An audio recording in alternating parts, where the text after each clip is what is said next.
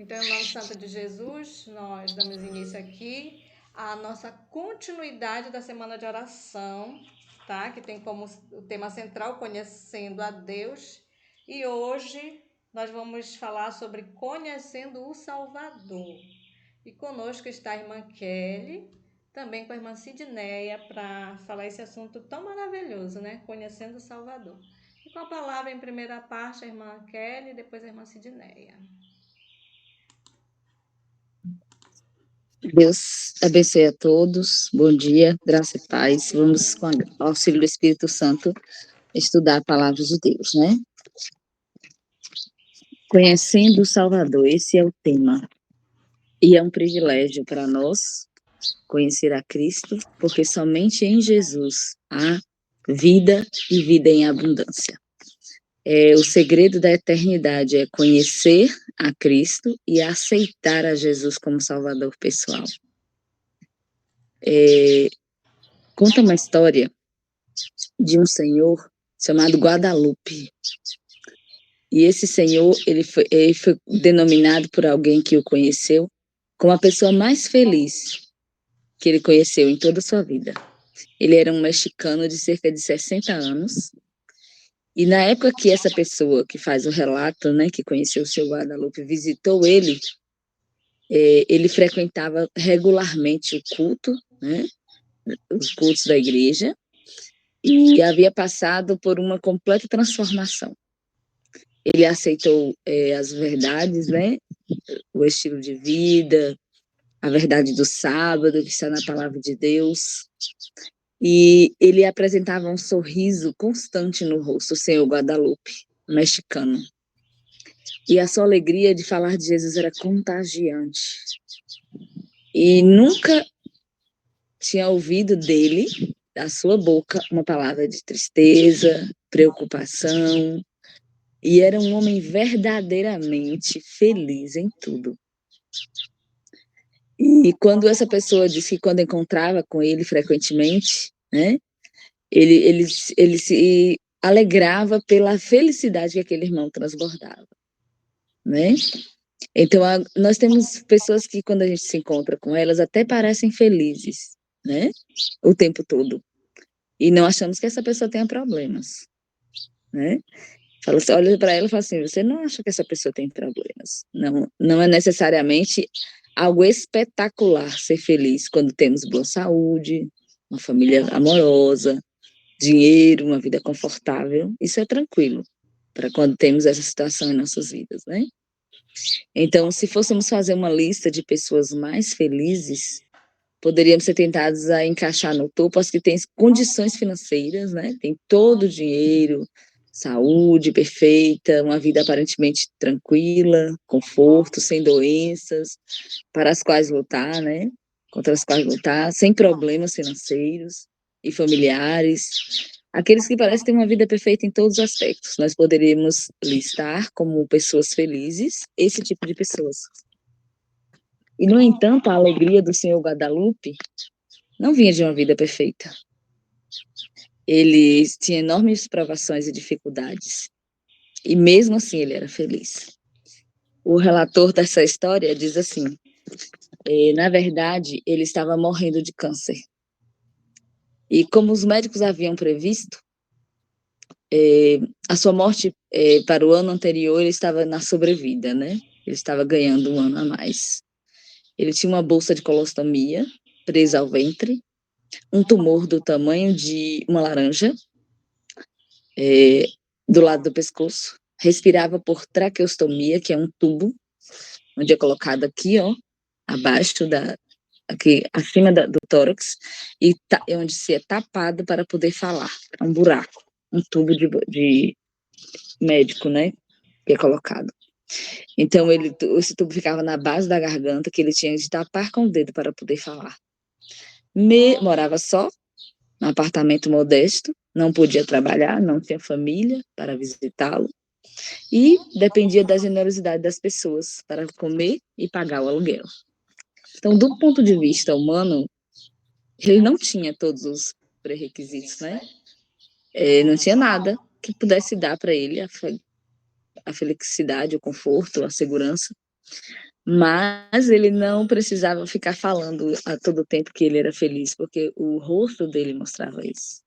A alegria, né? A sua atitude, a sua expressão fisionômica mostrava que ele era feliz. Então, a maioria das pessoas pode experimentar algum tipo de felicidade quando tudo vai bem na vida, né? Mas o Senhor Guadalupe tinha uma felicidade e uma paz que transcendia nas provações. Isso é um dom, né? Um dom do Espírito Santo de Deus. E justiças, ele tinha uma experiência semelhante à de Paulo. Paulo disse em 2 Coríntios 12, 10, o seguinte: pelo que tenho prazer nas fraquezas, nas injúrias, nas necessidades, nas perseguições, nas angústias, por amor de Cristo. Porque quando estou fraco, então sou forte. Essa foi a declaração de Paulo. Então, como que é possível isso, né? Como que é possível ser feliz em meio às dificuldades, assim como o Senhor Guadalupe? Como é possível ter a alegria com enfermidades, com problemas nos relacionamentos, como às vezes nós vemos aqui, né? Pedindo pelo casamento, problema com o filho, e parece que a gente tem todos os problemas do mundo. E como que é feliz? Como que é possível ser feliz em meio a essas dificuldades? Como é possível regozijar-se sempre, como dizem em 1 Tessalonicenses 5,16? Mesmo quando surgem dificuldades, né? Coisas ruins em nosso caminho. O irmão Guadalupe tinha um segredo. Assim como Paulo, ele conhecia o Salvador. E esse evento foi o ponto de virada na sua vida, pois dali em diante nunca mais ele foi o mesmo. Então, antes do glorioso encontro com Jesus, o Paulo estava numa jornada, né? E a verdade é que todos temos nossas próprias jornadas e buscamos a felicidade e realização em vários lugares. Alguns de volta para o mundo, né? Se voltam para o mundo buscando nos prazeres terrestres, experimentando tudo que o mundo pode oferecer, jogos, prostituição, bebida e etc. Muitos jovens, cansados das restrições, né, da religião, eles têm revirado com muita frequência, eles têm revivido essa história, revirando o lixo do mundo, né? Outros, como o apóstolo Paulo, como Paulo pode buscar a Deus em várias doutrinas, sistemas de crença diferentes, mas se encontram tão distantes de Deus quanto o homem que se embebeda num bar. Eles podem buscar em outras doutrinas, em outras verdades, a felicidade, né? Que não em Jesus. Mas eles se encontram tão distantes como alguém que se embriaga no bar. Fica embriagados por aquelas novidades, aquelas filosofias, né? Que são pregadas por seres humanos e não por Cristo, em sua palavra, que é a verdade. E eles ficam embriagados com isso, como alguém que está bêbado, literalmente bêbado. Seja qual for o caminho sem Deus que escolhemos, o fim deles trará o resultado. Todo esforço que fizermos na busca por prazeres terrenos, pela satisfação de maneiras autoprojetadas, resultará em nada além de uma dupla tragédia. Porque a palavra de Deus em Jeremias 2,3 diz assim: porque o meu povo me fez duas maldades. A mim me deixaram o manancial de águas vivas e cavaram cisternas rotas que não retêm água. Então, quando a gente deixa Deus e tenta se salvar por nossos próprios méritos, não tem água. Uma cisterna rota é igual um balde furado. Você joga a água em cima e sai por baixo. Não retém água, não tem felicidade, não tem paz, não tem alegria, não tem salvação. Essa é a verdade. Então, Deus nos criou para estarmos repletos de paz celestial, pois viveríamos em perfeita harmonia com Ele, se tivéssemos, né? Com Ele teríamos paz. Quando essa conexão se perde com Deus, nós agora tentamos matar a sede em qualquer coisa nesse mundo, mas não mata. Nada mais pode matar a sede da alma. Nada que esse mundo tem para oferecer contém a verdadeira paz e felicidade. Por outro lado, quando encontramos a Cristo e restauramos a nossa conexão com Ele, nada neste mundo pode tirar a nossa paz. Ao mesmo tempo que quando não temos Jesus e procuramos saciar a paz no mundo, nada sacia. Quando temos Jesus, nada nesse mundo pode tirar a nossa paz. E é essa paz que nós devemos buscar, essa conexão com Jesus, a ponto de que nada nesse mundo tire a nossa paz. Esse é o ponto que Deus quer que a gente alcance, né? Pela graça de Deus. A paz que excede todo entendimento. Romanos 8:35 diz assim: quem nos separará do amor de Cristo? Tribulação, angústia, perseguição, fome, nudez, perigo, espada. E isso faz com que Deus seja hoje a nossa maior necessidade. O quanto precisamos de Deus e o que somos sem Ele, né? Quanto nós precisamos de Deus em tudo. A gente respira por causa de Deus. A gente come por causa de Deus, porque Ele manda chuva. Então, Deus cuida de cada detalhe da nossa vida. Então, qual é o nosso melhor quando estamos sozinhos, sem Deus? E até que ponto Ele tem que descer para nos alcançar? Essa é a pergunta. Até que ponto a gente vai continuar chafurdando na lama do pecado, comendo a comida dos porcos, né, desprezando o banquete da salvação que Cristo tem para a gente? Então, a vida e a experiência do apóstolo Paulo, é um grande exemplo, né, do antes e depois do encontro com o Salvador. Então, assim, a gente precisa ter muito cuidado, que não existe muitos exemplos melhores de abuso de confiança. Os países deste mundo têm uma punição severa para aqueles que cometem atos de traição. O ato de Judas trair a Jesus, né? Ele recebeu o nome de traidor, ele ficou sendo ele se tornou repulsivo para os discípulos. Quando os discípulos souberam que Judas tinha traído a Jesus, eles repeliram, né, Judas. Então, quando pensamos em pessoas que estão a serviço de Satanás, nós podemos imaginar satanistas, endemoniados, outros humanos já abertamente malignos. Sempre que nós agimos em oposição ao caráter de Deus, estamos a serviço de Satanás.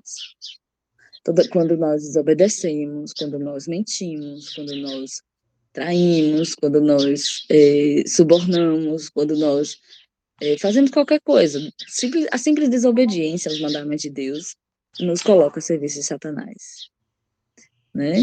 E quando desobedecemos, estamos a serviço do inimigo tão desesperadamente perdidos quanto Judas durante o beijo da traição.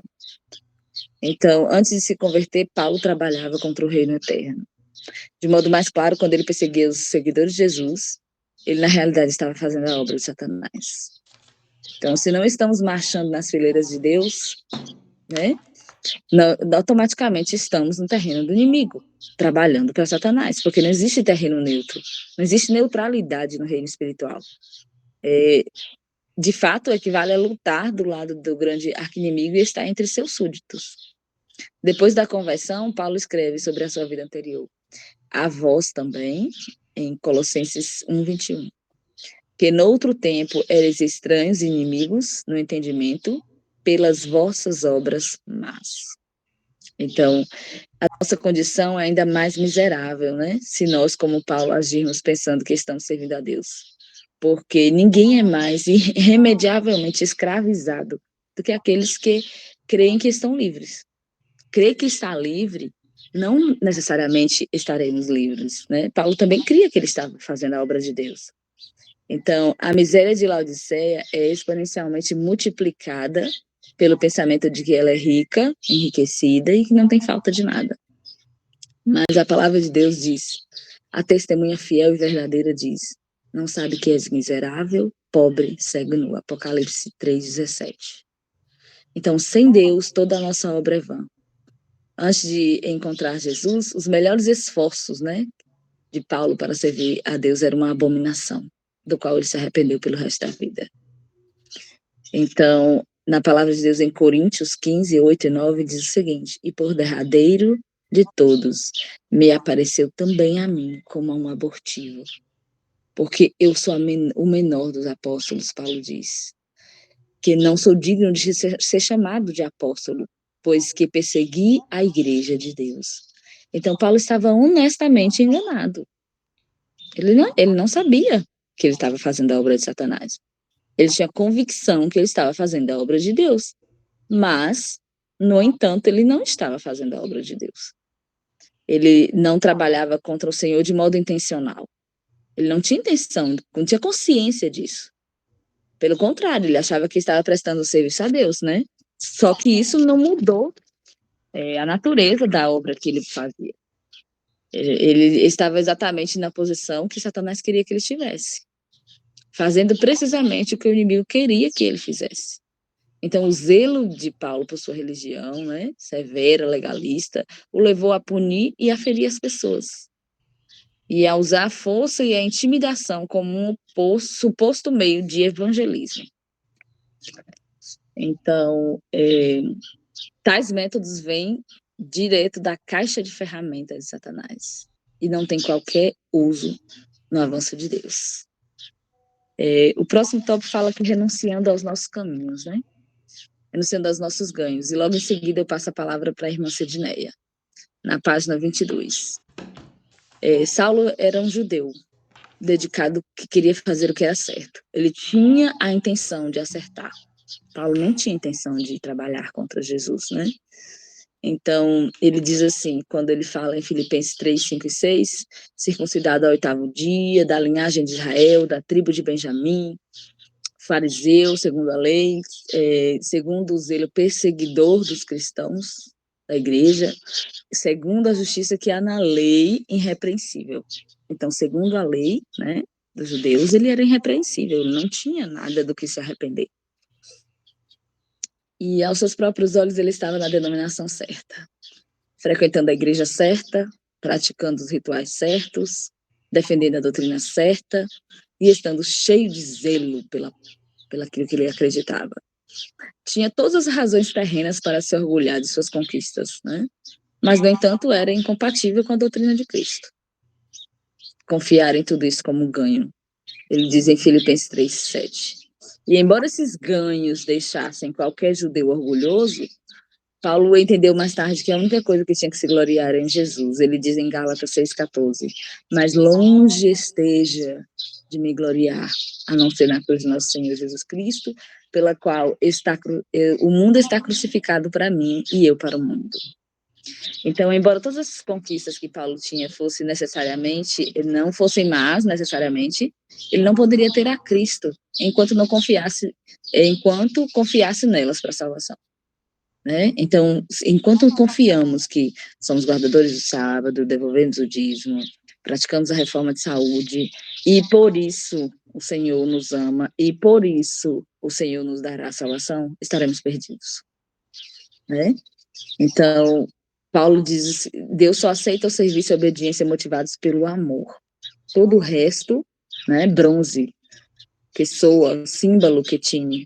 Se tudo isso está nos impedindo de aceitar e confiar a Jesus, então devemos considerar tudo isso como perda, né, pelo conhecimento de Cristo. Então, Cristo é o centro. O amor a Cristo deve ser a motivação de eu ir à igreja aos sábados. O amor a Cristo deve ser a motivação de eu praticar qualquer mandamento da lei de Deus. Porque se não for essa motivação, é igual ao símbolo, não tem poder, não tem transformação de vida, né? E por causa disso eu posso fazer o inverso, eu posso fazer como Paulo, usar as leis, né, nas quais eu acredito para, em vez de aproximar as pessoas de Deus e falar de Jesus, como um chicote para bater em todo mundo que está fazendo algo que eu imagino, segundo a lei, está errado. A lei não é um chicote para que eu açoite aqueles que eu imagino estar praticando o pecado. Eu devo ser misericordioso, amável, eu devo vencer o pecado pelo poder e a graça de Cristo. Mas não usar, né, digamos assim, os meus atos de justiça como uma justificação para agora condenar os meus irmãos. E pelo contrário, a mesma misericórdia que me alcançou, eu devo estender àqueles que estão em erro. Devo adverti-los com amor, com paciência, porque unicamente Cristo deve ser glorificado na minha vida. E uma atitude igual a de Cristo, uma mansidão igual a de Cristo deve ser vista na minha vida. Então, Paulo não via como sacrifício o ato de considerar todas essas coisas como perda, né? Ele não viu perder toda aquela tradição, toda aquela, digamos assim, severidade, a legalidade, né, da letra. E desde que ele havia provado e visto que o Senhor é bom, todos esses ganhos anteriores evaporaram, ou seja, para usar as próprias palavras de Paulo, ele diz que parecia como esterco. O homem que encontrou o tesouro escondido no campo não ficou nem um pouco triste por ter que vender tudo que tinha, mas para comprar aquela propriedade por sua alegria, por ter encontrado um tesouro que era grande demais, que era precioso demais. Então, o amor a Jesus é a motivação correta da obediência à sua lei. O mais não tem sentido. Então, o que temos que renunciar por Jesus? Que aquilo que tem no nosso mais interior, que tem afastado a presença do Espírito Santo da nossa vida, né? O que tem deixado a gente em situação que nos afasta de Cristo e nos impede de servi-lo completamente? Essa é a reflexão que eu deixo para nós, né? A partir do próximo tópico, querer fazer o bem, a palavra está com a irmã Sidneia. Amém. Vamos. Longas, eu só não vou ler, irmãos, porque para eu ler eu tenho que abaixar a cabeça. E é bom quando a gente fala, a gente olhe direto. Eu não tenho esse recurso aqui, então depois no final vocês vão me ver, tá bom? Então, querer fazer o bem. Querer fazer o bem é importante. Todavia, querer não é suficiente, pois existe uma lei natural dentro de nós que nos mantém escravos do pecado. Assim como a lei da gravidade nos mantém presos ao solo, acho, então, essa lei em mim, que quando quero fazer o bem, o mal está comigo. Então, essa é a luta diária. Foi diferente com o apóstolo Paulo e tantas outras pessoas que necessitaram de ter um encontro com Cristo para que a sua vida fosse transformada. E quantos anos nós estamos vivendo a fé, fomos batizados e temos essa luta, porque o nosso coração é tendente ao mal. Nós somos, assim, por natureza, maus. Se há alguma coisa de bom em nós, é pela graça de Jesus, né? E, por sinal, o título dessa leitura é Conhecendo o Salvador.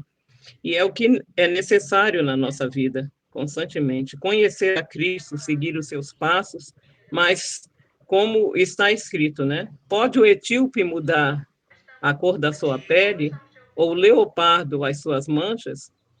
Não podemos, por nós mesmos, fazermos isso. A gente pode tentar até por algum tempo, pelo esforço pessoal, mas isso não vai ser completo, a gente vai se cansar, né, de lutar contra a própria natureza. Então, somente pela graça de Cristo, através desse encontro com Jesus, é que seremos transformados, fortalecidos para a guerra contra o mal, né? Porque nós sabemos que a nossa luta não é contra a carne nem o sangue, mas é contra as hostes da maldade nos lugares celestiais. Graças a Deus que Jesus ele fez o sacrifício perfeito para verdadeiramente nos salvar. Mas olhando para nós mesmos, nós somos do alto da cabeça à planta dos pés perversos, maus, né? E se temos que nos vangloriar nas nossas fraquezas e por outro lado na cruz de Cristo, né? E aqui conta a experiência, né? Essa pessoa assim na Romênia, né? Esse irmão, o irmão que escreveu, né, o artigo. Então ele estava visitando os avós, né, na Romênia, e conta aqui a experiência dos porcos, né?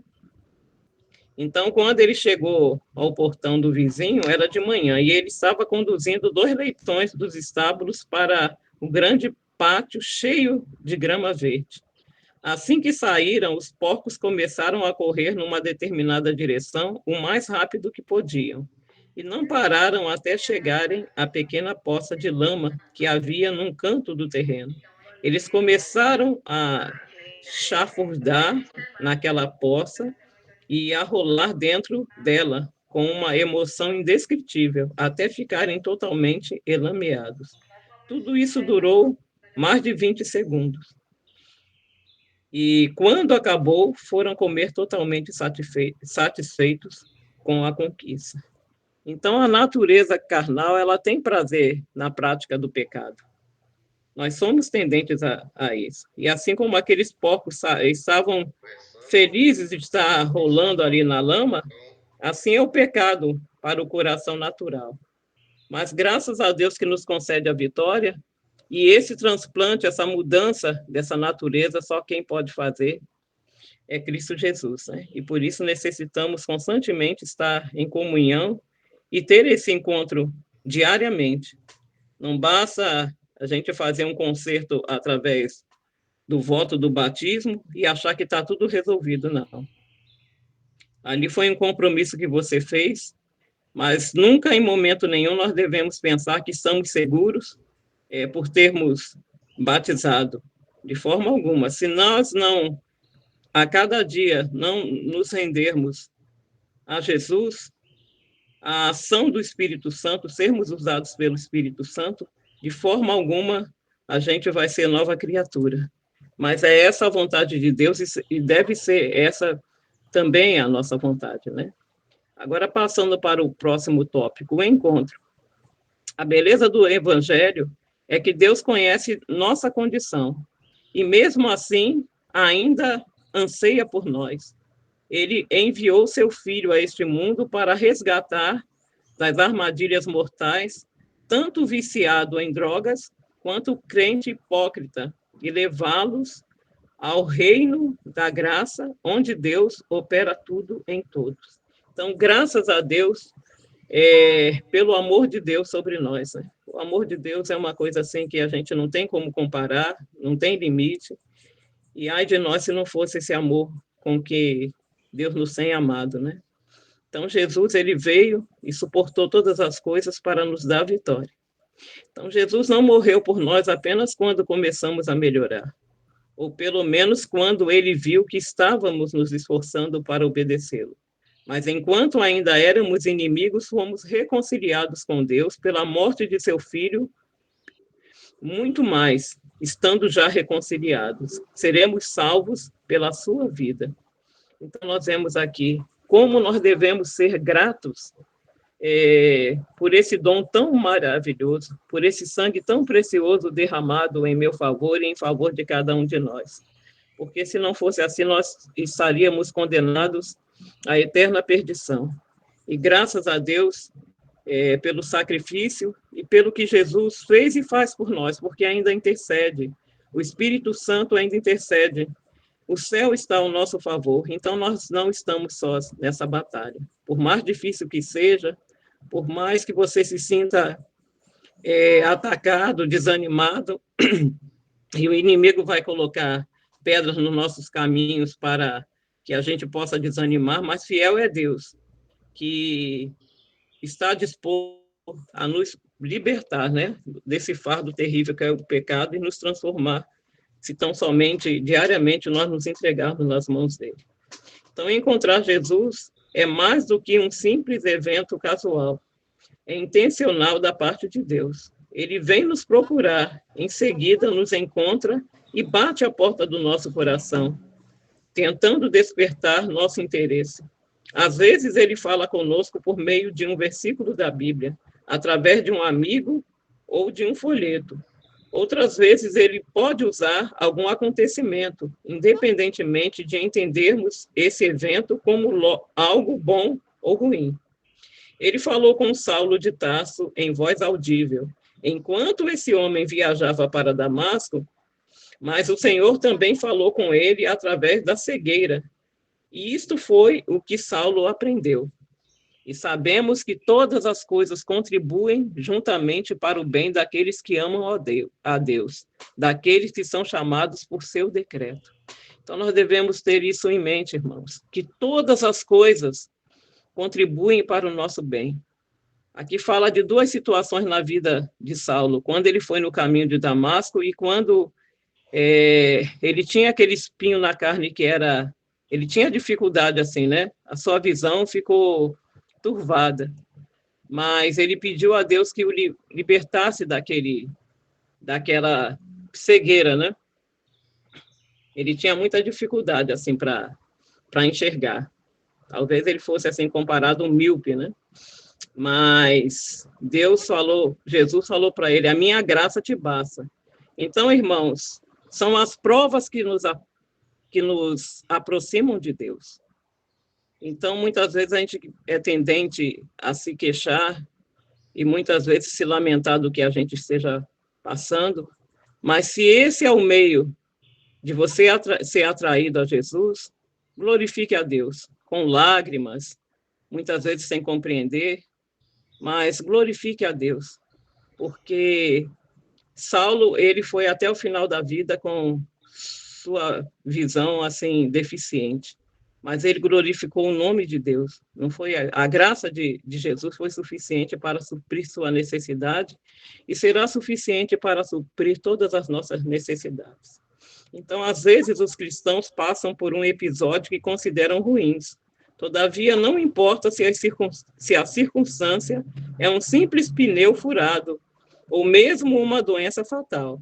Deus pode conduzir todas as ocorrências e incidentes para levá-los a contribuir para o nosso bem eterno. O que nos resta é agradecê-lo por tudo que ele permite acontecer em nossa vida e confiar que Deus tem tudo sob controle. Em tudo dai graças, porque essa é a vontade de Deus em Cristo Jesus para convosco. O encontro com o Salvador é um processo de santificação, o qual Deus começa a realizar quando abrimos nosso coração para os raios calorosos de seu amor. É o mesmo Deus de paz, e o mesmo Deus de paz vos santifica em tudo. É a entrega e a submissão diária de todo o nosso ser à soberania do amor. É descobrir cada dia mais a enormidade do amor de Deus, que é a sua própria natureza. É aprender a confiar nele em meio às nossas provas e dificuldades diárias, sabendo que se confiarmos nossa vida a seus braços, ele tem total controle de todos os acontecimentos de nosso viver. Encontrar o Salvador é conhecê-lo cada vez mais, a ponto de recebermos paz e alegria, mesmo em meio às dificuldades. De boa vontade, pois, me gloriarei nas minhas fraquezas, para que em mim habite o poder de Cristo. Pelo que sinto prazer nas fraquezas, nas injúrias, nas necessidades, nas perseguições, nas angústias por amor de Cristo, porque quando sou fraco, então sou forte. Então, nós vemos aqui, né, irmãos, que Jesus é a nossa força, né? E se nós nos apoderarmos da sua força, nós seremos vencedores sobre qualquer situação. Porque fiel é Deus, ele está ao nosso lado constantemente. E ainda aqui para concluir, a força daqueles que o amam e o servem se renovará dia a dia. A compreensão divina estará à disposição deles para que não errem na execução dos propósitos de Deus. Não deve haver desânimo no serviço de Deus. Nossa fé deve resistir à pressão que a comprime. Deus pode e está disposto a conceder a seus servos toda a força que precisam. Ele mais do que cumprirá as mais altas expectativas dos que põem sua confiança nele. Não importa o que estivermos enfrentando, ele nos garante: não te deixarei, nem te desampararei. E a prova da vossa fé, muito mais preciosa do que o ouro, que perece e é provado pelo fogo, se acha em louvor e em honra e glória na revelação de Jesus Cristo. Então, nós somos mais do que vencedores e devemos ser gratos por qualquer situação que estejamos experimentando na nossa vida, porque isso é um processo, né? Santificação é um processo diário. Mas o que importa é que tudo venha nos aproximar mais de Deus, de Jesus, e que possamos ter esse encontro constante com Ele. E aqui, lendo já a última parte, diz assim: é de paz que você precisa, do perdão do céu, da paz e do amor na alma. Essa paz, o dinheiro não pode comprar. A inteligência e a sabedoria não podem alcançar. Nem você pode obtê-la por seus próprios esforços. Mas Deus a oferece como um presente, inteiramente sem dinheiro e sem preço. Ele já pertence a você. Basta estender a mão. Ela já pertence a você. Basta estender a mão e recebê-la. O Senhor diz: ainda que os vossos pecados sejam como a escarlata, eles se tornarão brancos como a neve. Ainda que sejam vermelhos como o carmesim, serão como lã. E dar-vos-ei um coração novo, e porei dentro de vós um espírito novo. Amém. Essa é a promessa do Senhor. Amém. E essas são as promessas de Deus. Deus tem grande bênção para nós. Vamos a cada dia ter esse encontro com Jesus. Amém. E até isso é obra do Senhor. Deus abençoe a todos. Amém. Amém, Jesus.